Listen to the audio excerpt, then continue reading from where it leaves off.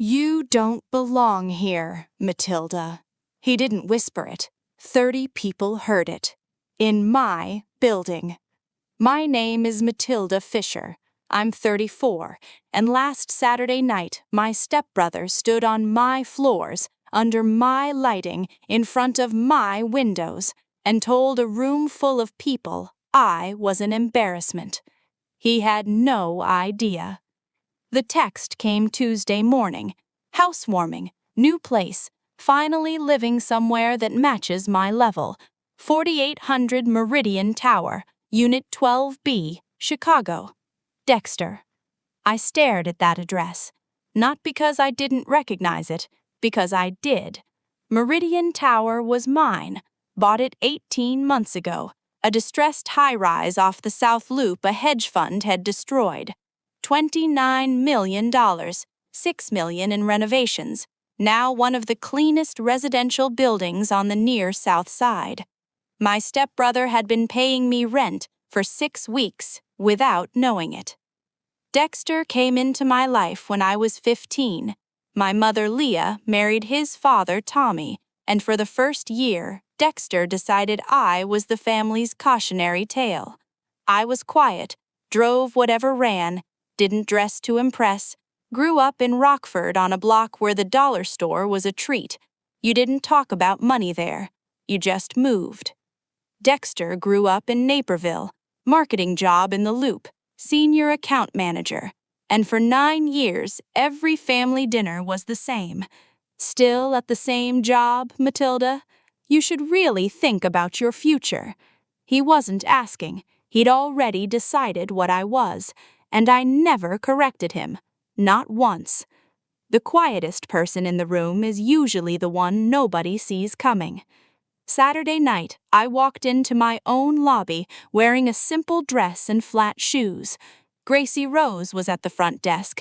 She'd worked there since I took over. She looked up, recognized me, and gave me the smallest nod. She knew. The elevator opened on 12. Music, voices, the sound of people performing success for each other. 35 people inside, catered appetizers, a playlist trying too hard, and Dexter in the center of it all. He saw me, looked me over, the dress, the shoes, and smiled the smile I'd seen 100 times. I know this isn't really your scene, but glad you came. For an hour, I stood at my own windows, looking at my own city. Then he clinked his glass. This apartment represents what happens when you refuse to settle. Not everybody gets here. Somebody's gotta stay at the bottom, right? Laughter. And then he looked straight at me. My stepsister Matilda is here tonight. Same job for years, same little apartment, same everything. And I love her, but she is exactly the kind of person this building is not built for. People like her bring down property values, bring down the whole atmosphere. The room went silent. This isn't your world, Matilda. It never will be.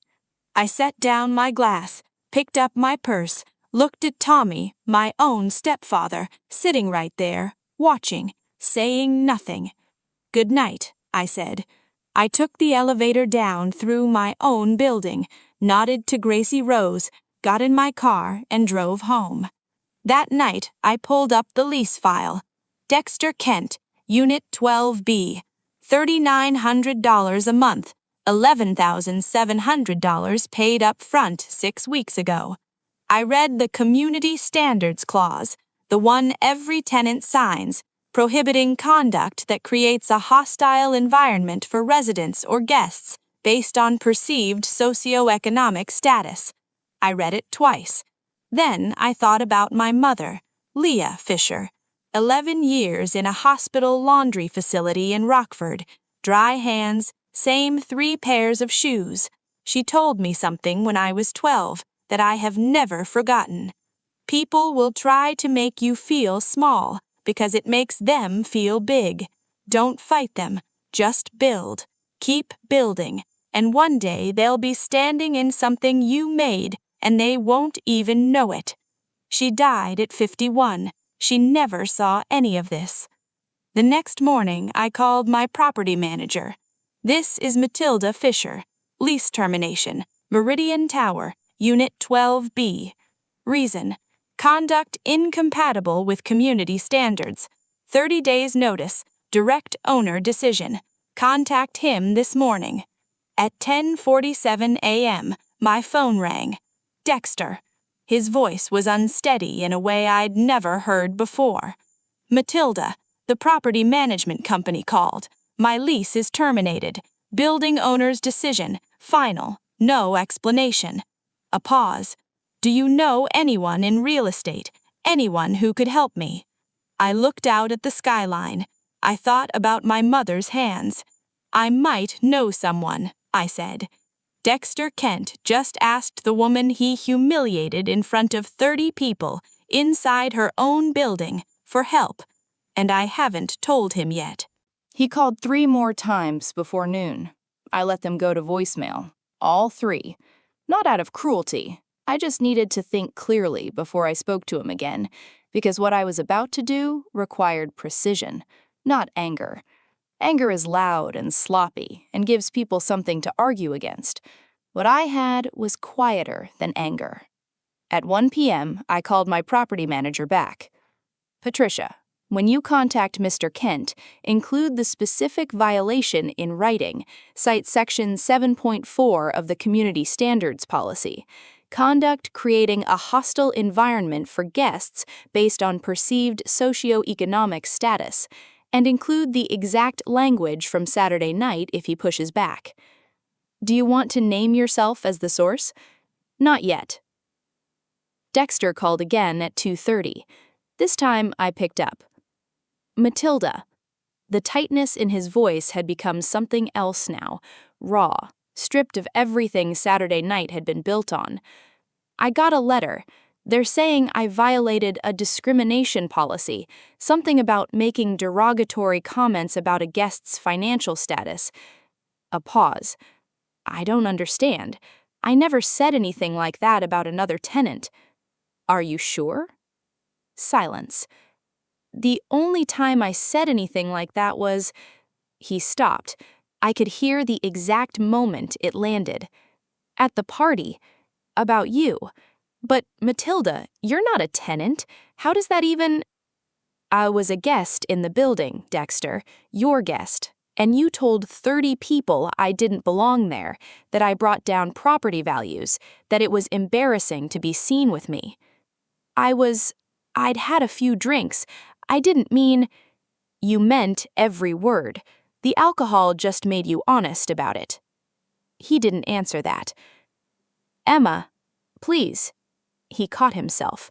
Matilda, I'm sorry. I'm genuinely sorry. But I put down almost $12,000 on this place. My savings are gone. If I lose that deposit, I don't know what I do. And there it was. Not remorse for what he'd said, remorse for what it was costing him. I'd heard that difference my whole life. I knew exactly what it sounded like. I'll make some calls, see what I can find out. What I actually did was pull his lease application again. $78,000 a year at Callaway Group. Sounded solid until you ran the math. He was spending 60% of his gross income on rent alone. No buffer, no cushion. One bad month away from everything unraveling. I also pulled Callaway Group's financials, publicly available. They'd been contracting for 2 years, laid off nearly a third of their staff, restructuring. The kind of restructuring that tends to work its way up the org chart eventually. Dexter's whole identity, the apartment, the lifestyle, the performance of success, was balanced on a ledge he couldn't see. I called him back the next morning. I spoke with someone connected to the building. What did they say? Can they reverse it? Before I get to that, your application listed $78,000 a year. Is that current? Why does that matter? Because the person I spoke with said your approval was marginal on income verification, and they asked about your position at Callaway, how secure it is. A long pause. Why are they asking about my job? because they want to know whether Saturday night was a lapse in judgment or a pattern, whether someone who humiliates family in public might also treat a maintenance worker or a neighbor the same way. I would never. Dexter, you spent an entire evening telling 30 people I was beneath you. You said I didn't belong in nice places. You said I was embarrassing. I kept my voice level. If you'll do that to family, what does building management have to assume about how you treat the staff? The line was quiet for a long time. What do I have to do? He said, finally. Tell me something first. What do you think my job is? Administrative work, right? Office something. I assumed. You assumed. Matilda, I own a real estate investment company, portfolio worth $140 million across 11 properties in 4 states. Silence. Complete silence. You own my building. You own your building. But you drive that car. You live in that. I live modestly because my mother taught me that how you treat people shows your character, not your bank balance. Another silence, longer this time. I'm an idiot, he said, quietly. You're someone who judges people by appearances, and that's exactly why your lease is terminated. The calls kept coming, 3 days of them, different versions of the same desperation. Offers to pay extra fees, sign agreements, make public apologies. I listened to it all, and I kept saying the same thing. The decision is final. On the 4th day, Tommy called, my stepfather, the man who sat in that room on Saturday night and watched his son dismantle me in front of 30 people and said absolutely nothing. Emma, Matilda, I need to talk to you about Jake, about Dexter. He says you own the building, that you're evicting him. That's accurate. He's family. Surely you can. Tommy, I kept my voice even. Why didn't you say anything at the party? Quiet. It was awkward. I didn't want to make a scene. But you'll call me now, when there are consequences for him? Suddenly family loyalty matters? People make mistakes, Matilda. This wasn't a mistake. A mistake is something you didn't intend. Dexter intended every word. You just didn't think there'd be a cost. He didn't have an answer for that. Neither did I, really. Because the truth was, sitting alone in my office that night, lease files open on the screen, I didn't feel like I'd won anything. I felt tired. The kind of tired that has nothing to do with sleep. Dexter moved out of Meridian Tower 26 days later. Gracie Rose texted me a single line when the unit cleared. He left it clean. I sat with that for a moment, then I closed the file. But something about this wasn't finished. I could feel it. Not in the building, not in the paperwork. In him. 6 months passed. I didn't hear from Dexter, not directly. Elsie mentioned once that he'd found a place in Pilsen, smaller, quieter neighborhood, further from the loop than he'd ever imagined living. She said it carefully, watching my face for something. I didn't give her anything. I kept building. The call came on a Thursday morning in November. I was in Seattle reviewing a property acquisition when my phone lit up. Dexter Kent. I stared at it the way you stare at something you've been half expecting and half dreading at the same time. I picked up. Matilda. His voice was different. I noticed it immediately. Not the tightness from 6 months ago, not the performance at the party. Something quieter, something that had been worn down to its actual shape. I'm not calling to ask for anything. I want you to know that before I say another word. I'm not asking for a favor. I'm not asking you to reverse anything. I waited. I owe you an apology, a real one, not the kind I was giving you back in June when I was panicking about the deposit. A breath. I've been thinking about what I said at that party for 6 months, and I can't stop thinking about it. Not because of what it cost me, because of what it says about who I was. I sat down. I moved into this neighborhood in Pilsen, and I didn't know anyone. I was embarrassed to be there, honestly. I kept thinking about how far it was from where I thought I'd be at this point in my life. A pause. And then I just started meeting people. My neighbor, Sebastian, across the hall works nights at a distribution warehouse, gets home at 6 a.m. Guy is up by noon helping everyone on the floor with whatever they need. His wife, Devin, works at the school down the street.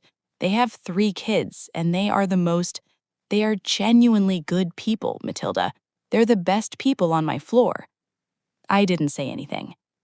And I kept thinking about you, about what I said, about how I stood in that apartment, your apartment, and told 30 people you didn't belong there, that you brought down property values, that you were embarrassing. His voice dropped. I said that about my sister. Stepsister, I said quietly, not to wound him, just to say it. No, he said, my sister. You've been my sister for 19 years, and I treated you like you were beneath me because I thought you were struggling. And even if you had been, even if everything I assumed was true, that still would have made me a monster. I stood up and walked to the window. Seattle gray outside, the kind of flat, overcast sky that makes everything look like it's waiting. What changed? I asked. Losing the apartment at first, losing the deposit, sitting in a much smaller place trying to figure out how I'd gotten everything so wrong. He exhaled. But that was still about me. That was still just embarrassment. And then? And then I watched Sebastian come home one morning in November, soaking wet because he'd missed his bus, and instead of going inside, he stopped to help an elderly woman in our building carry groceries up 2 flights of stairs. Soaking wet, 6 a.m. Just did it. Didn't think about it. A long pause. I've never done anything like that in my life, Matilda. I've never just helped someone without calculating what it meant for me first. I closed my eyes. I thought about my mother, her dry hands, the way she'd stop on the way home from double shifts to check on our neighbor Mrs. O'Coffer, who lived alone and was getting on in years. Every time, without fail. I'd spent so long being angry at Dexter for not seeing me that I hadn't stopped to ask whether he was capable of seeing anyone. I also want to say something about Mom, about Leah. My chest tightened. I know she passed before I really understood anything, and I know I never acknowledged what she meant to you, how hard she worked, what she came from. His voice broke slightly at the edges. I used to look at her the way I looked at you, like she was just background, like her life was smaller than mine because her circumstances were smaller. I didn't trust my voice right away. She was the most dignified person I've ever known, I said finally. I know that now. I'm sorry I didn't know it then. We stayed on the phone in silence for a moment that felt longer than it was. I don't expect forgiveness, Dexter said. I'm not asking for it. I just needed you to know that I understand what I did, and I understand why you did what you did, and I think you were right. I know I was right. A small sound on his end, almost a laugh, the first real one I'd heard from him in years. Would you... He stopped. Started again. Would you want to get coffee sometime? Not to talk about any of this, just, I don't know, just to start over, as people. I looked out at the Seattle sky, thought about 19 years, all the dinners, all the comments, all the silence I'd swallowed because I'd decided it wasn't worth fighting. Thought about my mother telling me to just keep building. Yes, I said. But Dexter, if we do this, we do it clean. No history hanging over every conversation. No debt between us. We start from zero. From zero, he said. And you pick up the coffee. That time he did laugh. Small and tired and genuine. Yeah, he said. I can do that. We met 2 weeks later at a place in Pilsen he'd been going to since he moved in. Small, cash only. The kind of place that didn't try to be anything other than what it was. I liked it immediately. We talked for 2 hours, not about money, not about buildings or leases or any of it. About our mothers, about Rockford, about the years between 15 and now, and all the ways 2 people can share a family and still be strangers to each other. He told me about Sebastian and Devon from his floor, about the kids, about the woman with the groceries. I told him about the first property I ever bought, a 4-unit building in Logan Square when I was 26, how terrified I was, how I'd sat in my car outside it the day the deal closed and cried because my mother wasn't there to see it. He listened, really listened, the way he never had before. Walking out, I thought about something Leah told me once. The people who hurt you the most are usually the ones who can't see past their own fear. Fear makes people small, baby. Don't let it make you small too. Dexter had been afraid his entire adult life, afraid of not being enough, and so he'd spent 9 years measuring everyone around him to make sure the gap between them was wide enough to feel safe. Losing the apartment hadn't fixed that, but something in Pilsen had started to. Meridian Tower still runs at 96% occupancy. Gracie Rose is still at the front desk, and Unit 12B has new tenants, a young couple, both teachers, who put up a small plant on the windowsill of those floor-to-ceiling windows I'd had installed. I saw it when I did my last walkthrough. I stood there for a moment, looking at that plant. Thought about my mother. Thought about what she said. Just keep building. 3 months after coffee with Dexter, I got invited to a meeting that almost broke something in me I'd spent 20 years protecting. Not a family dinner, not a party, a boardroom. The deal was a mixed-use development in Nashville, 12 stories, ground floor commercial, 9 floors residential, rooftop. Estimated value at completion, $67 million. The kind of project that doesn't come around often, the kind that changes what your company is.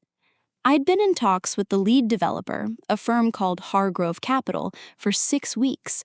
Conference calls, emails, preliminary term sheets. Everything moving smoothly until the day they invited me to the table in person. Their offices were on the 31st floor of a glass tower in downtown Nashville. I flew in on a Tuesday, took a cab from the airport, wore a gray blazer, dark slacks, simple earrings, the same way I always dressed for these things. The receptionist looked up when I walked in. "Can I help you?" "Matilda Fisher. I have a 10 o'clock with the Hargrove team." She looked at her screen, then at me, then back at the screen with the particular expression of someone recalculating something. "I'll let them know you're here." There were 6 people in the conference room. I knew 2 of them from the calls. Greg Hargrove himself, late 50s, silver-haired, the kind of man who'd been the most important person in every room he'd ever entered, and his COO, a woman named Elsie Vance. Different Elsie, coincidence I noticed and set aside. Sharp, efficient, the one who actually knew the numbers. The other 4 I hadn't spoken to before.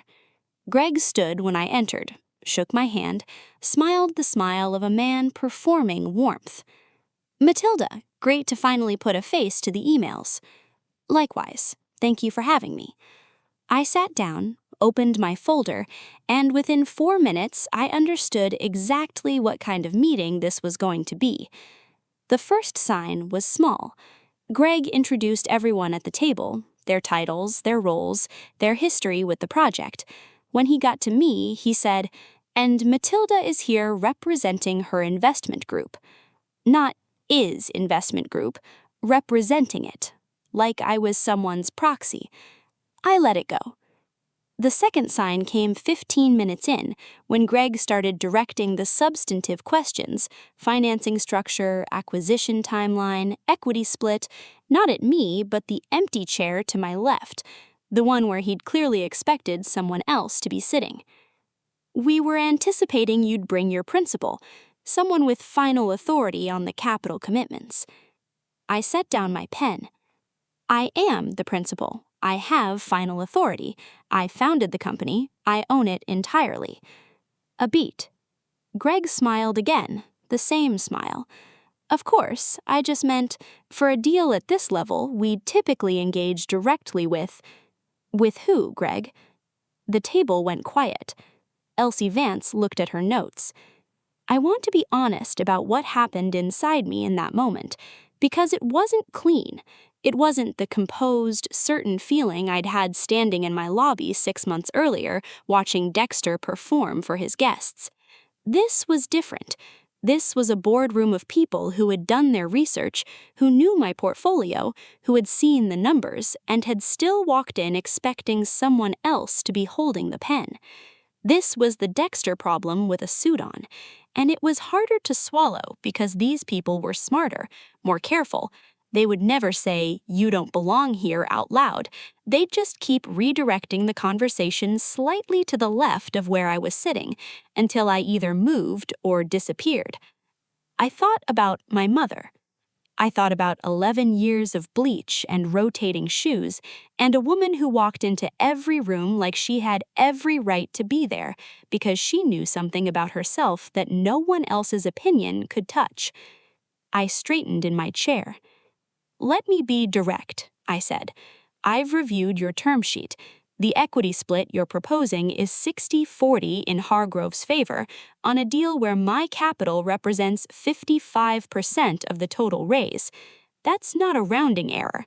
That's a structural decision." Greg opened his mouth. I kept going. "The projected yield on your last 3 comparable developments averaged 11.8% over 5 years. Mine averaged 16.8%. I have the documentation if you'd like to review it." I slid a folder across the table. "I flew here today because I believed we were meeting to finalize a partnership. If we're actually here to discuss whether I belong at this table, that's a different conversation, and it's a short one." Silence. Real silence this time. Elsie Vance picked up the folder. Greg looked at me for a long moment. Something behind his eyes shifted. Not embarrassment exactly, more like recalibration. The specific expression of a man realizing the room is not arranged the way he thought it was. "Walk me through your yield model," he said. We were in that conference room for 3 more hours. By hour 2, Greg had stopped directing questions to the left of where I was sitting. By hour 3, Elsie had her laptop open pulling comps, and we were talking about real numbers in real time, the way deals actually get made.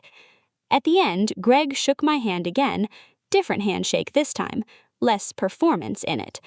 "He'll have a revised term sheet to you by Friday," he said. "I look forward to it." I took the elevator down 31 floors, walked out onto the Nashville street, called Sebastian. "How'd it go?" "We're getting a revised term sheet Friday." "And?" I exhaled. "And I'm tired, Seb." A pause. "The usual?" "Yeah." "You held the room, though."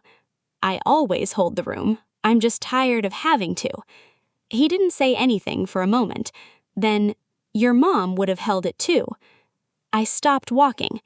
Right there on a Nashville sidewalk in the November cold, briefcase in hand, $40 million of negotiation behind me, I stopped. "Yeah," I said quietly, "she would have."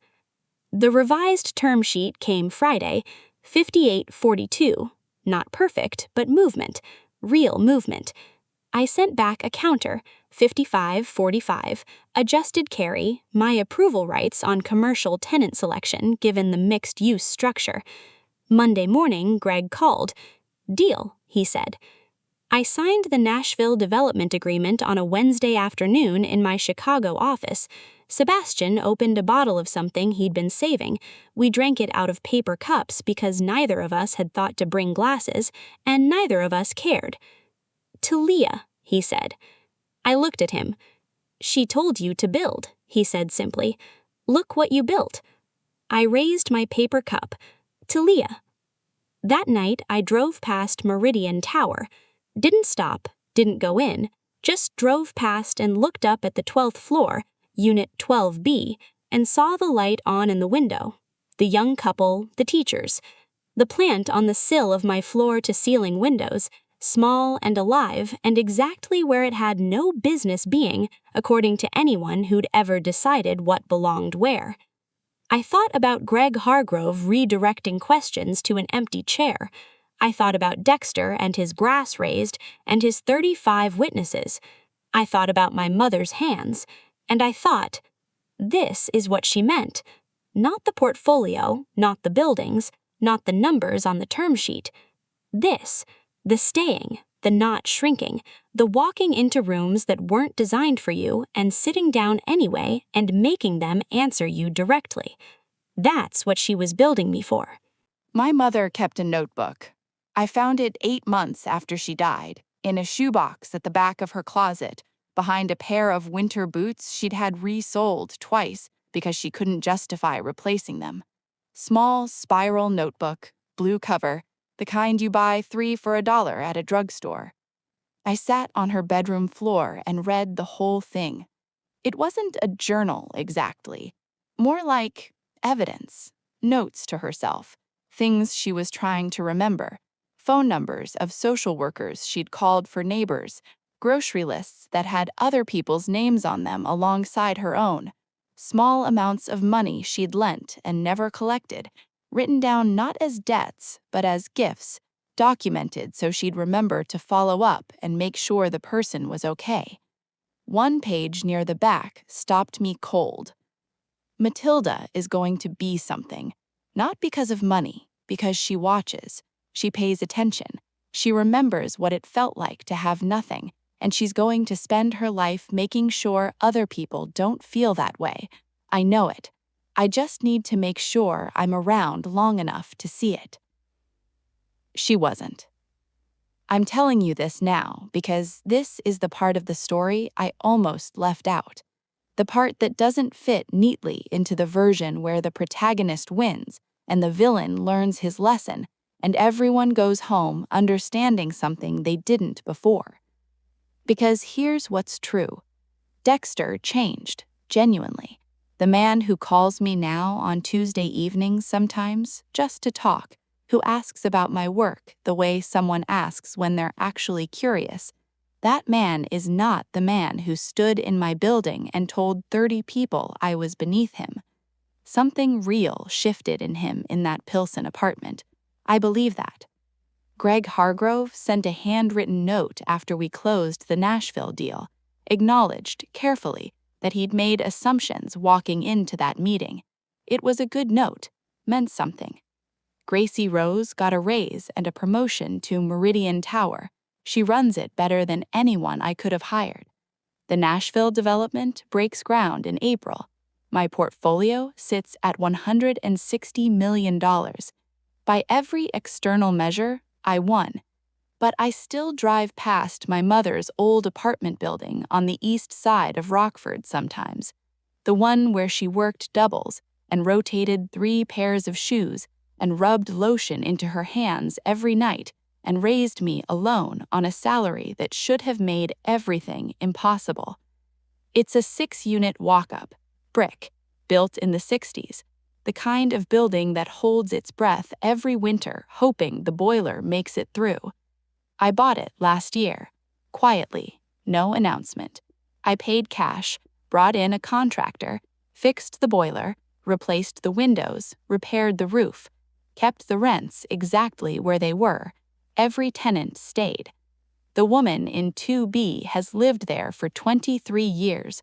Her name is Rosie. She's 71, and she knew my mother.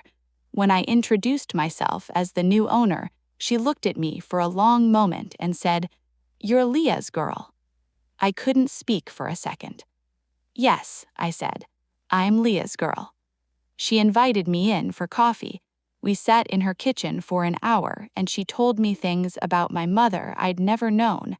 That Leah used to bring soup to the 3rd floor when anyone was sick, that she sat with Rosie through a cancer scare in 2009 and never told anyone, never made it about herself, just showed up. That on the morning Leah had her stroke, Rosie had heard her leave for work and thought, "She seemed tired lately. I should have said something." She never complained, she said, not once in all the years I knew her. No, I said. She didn't. She talked about you, though, all the time. Rosie smiled. Said you were going to build something. Said she didn't know what yet, but she could feel it. I looked down at my coffee cup. "I'm trying," I said. Here's what I know now that I didn't know when this story started. Dexter wasn't just cruel, he was afraid. Afraid that if the distance between him and the bottom closed, he'd fall through. So he kept measuring, kept ranking, kept pointing at people like me and my mother and saying, "There, that's the floor. I'm not that," because it was the only way he knew how to feel safe. Greg Hargrove wasn't malicious. He was operating on patterns so old and so deeply grooved that he didn't even notice them anymore. Patterns that said certain people hold the pen, and certain people are proxies for the people who hold the pen, and the categories were invisible to him until someone sat down and refused to move. Tommy, my stepfather, who said nothing at the party and called me asking for grace afterward, Tommy is just a man who spent his whole life choosing comfort over courage. He's not evil, he's just small in the ways that matter. I've made peace with it all, not because they deserved peace, but because I do. My mother used to say that building something real takes longer than people think and costs more than people plan, and the only way you survive it is by knowing exactly why you started. I started because I grew up watching a woman work herself to the bone in a system that was never going to hand her anything, and I decided when I was 19 years old that I was going to build something that system couldn't touch. Not to prove anything to Dexter, not to sit across from Greg Hargrove and make him answer me directly, not to own the building my stepbrother rented and watch the irony land. I built it because my mother couldn't, because she ran out of time before she got to see what was possible, because somewhere in that shoebox, in that blue spiral notebook, she wrote my name down and believed in something she never got to witness. I witness it for her. Every acquisition, every term sheet, every room that wasn't designed for me that I walked into and sat down in anyway. Every tenant who gets to live somewhere clean and safe and maintained because the person who owns the building understands what it means to need that. Every time someone looks at me and makes the Dexter calculation, quiet, modest, unremarkable, less than, and I let them make it. Because my mother taught me something that took me 20 years to fully understand. You don't build to make noise. You build so that one day someone is standing in something you made and they feel safe, seen, like they belong there. Whoever they are, whatever they earn, however they dress. You belong here. That's the whole thing. That's all of it. Leah Fisher worked doubles in a hospital laundry in Rockford, Illinois, and raised a daughter alone and never once made her feel small, and died at 51 without seeing a single building her daughter would own. But she saw the builder. She always saw the builder. And I think about that on the hard days, the boardrooms, the term sheets, the people who look slightly to the left of where I'm sitting. I think about her sitting on the edge of my bed when I was 12 years old, saying, "Just build, baby. Just keep building." And I do. I just keep building. For every Leah who never got to see what she started, and for every Matilda still in the middle of it, keep building. The end.